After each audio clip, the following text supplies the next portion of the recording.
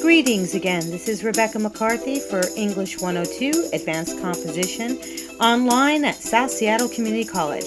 I hope that this podcast finds you well.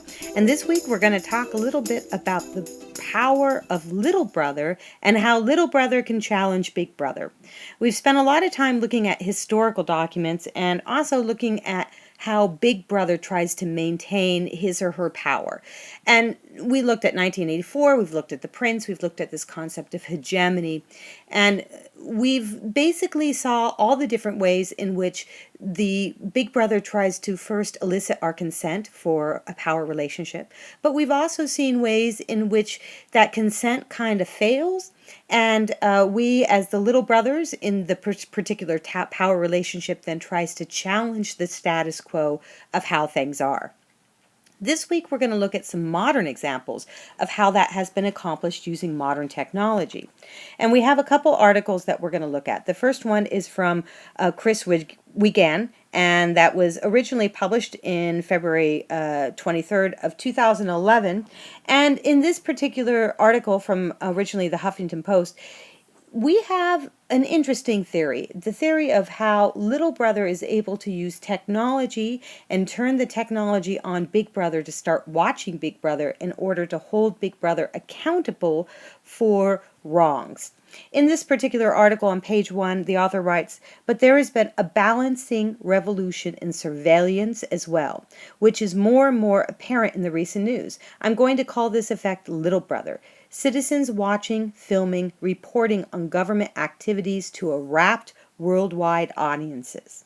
Now, what does this mean? Well, he goes through and I'm going to let you read the article. I don't want to talk about the article specifically. I'll leave that to you so that we can have a good discussion in our discussion area. But I do want to bring up this idea about how social media right now has been able to help individuals challenge certain kind of power relationships.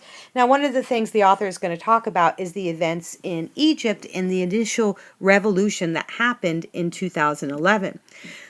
What helped promote that revolution was a video taken by an average person of police corruption and abuse of an individual citizen, and how the police actually beat this citizen to death.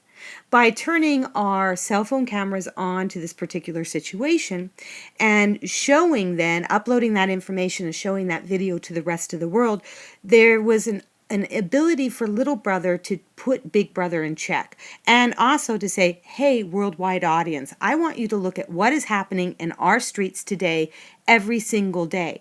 You need to know what kind of abuse our government is throwing on us. This is sometimes a very, very difficult thing for little brother to do, because depending upon how fascist of a government you happen to be living under and how much control that government might have to electronics, to technology, and your access to technology, that's going to determine how much information you can get out to the real world. But there have been many instances where we have seen how people actually recording events. Not only is this a powerful tool, but it is a powerful power in general. So what happens, Walter Kern asks when he writes his article, Little Brother is Watching, in the New York Times, published in 2010, what happens when little brother abuses this power? What happens when little brother causes harm to other little brothers? And in the beginning of this article by Walter Kern, he looks at Tyler Clement and Rutgers University. And Tyler was the student who had committed suicide after a live stream video was posted of him having intimate relationships with another man. Now, what had happened is that his roommate had decided to film all this and then put all this information online. Now, we have seen this happen many times. A lot of the viral videos that you see become very popular. Now, many of the viral videos we see are quite innocent. For example, you may be watching a viral video of a cat playing the piano, and that is a very innocent moment. But many Viral videos themselves are not innocent in the sense that they are making fun of somebody who is caught in a situation which makes them look either dumb or stupid. For example, you may have seen the viral video of the woman who was texting on her phone in a mall, and while she was texting, she wasn't noticing her surroundings, and so she fell into the mall fountain.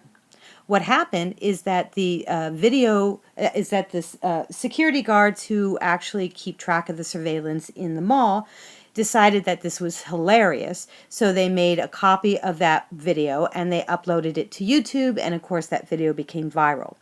This woman is now known for the rest of her life as the woman who was caught texting and falling in a mall fountain.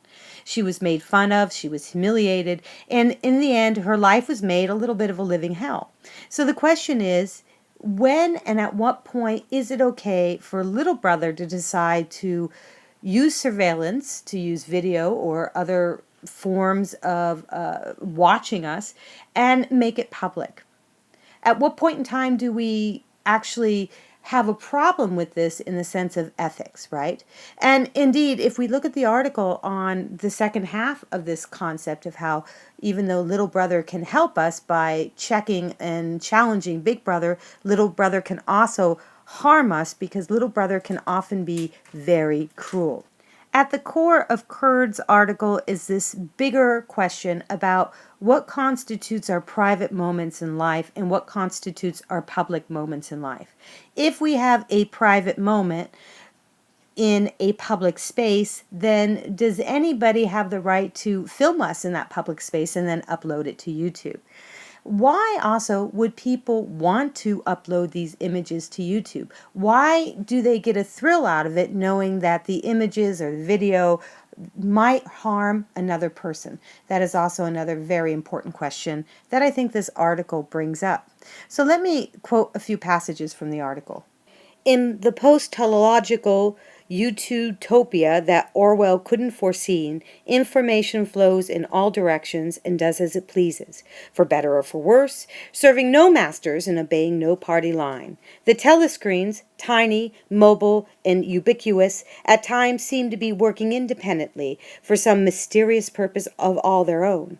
This morning, when I sat down to write, I was distracted by a story on my computer about a Google Street View camera that snapped pictures of a corpse lying on a bloody street in urban Brazil.